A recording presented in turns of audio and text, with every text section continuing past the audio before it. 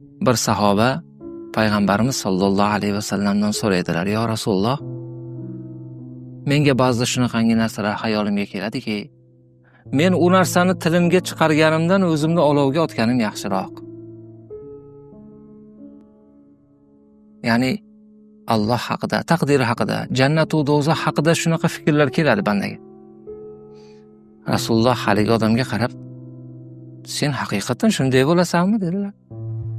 "Haqiqatan shu gapni aytgandan ko'ra o'lganim yaxshi deysanmi?" "Ha, shunday deyman. Mana shu iymon" dedilar.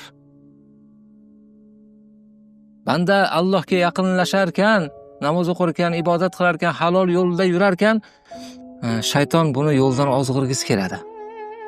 Nimaga? Allohga yaqinlashgan sari buni martabasi ko'tarilib boradi. Bu narsa shaytonga yoqmaydi. Shuning uchun buni hayoliga yomon narsalar olib keladi. Shaytonni qo'lidan keladigan narsa bandani hayoliga yomon narsa olib keladi. U astag'firulloh desanglar bo'ldi, shayton qochib ketadi. Va mana shu narsani, voy men Allohga yoqyapman ekan. Allohga yaqinlashyapman ekanki, shayton menga shu narsani olib kelyapti ekan desin kishi. Bu ne'mat bu. Allohga topinsin.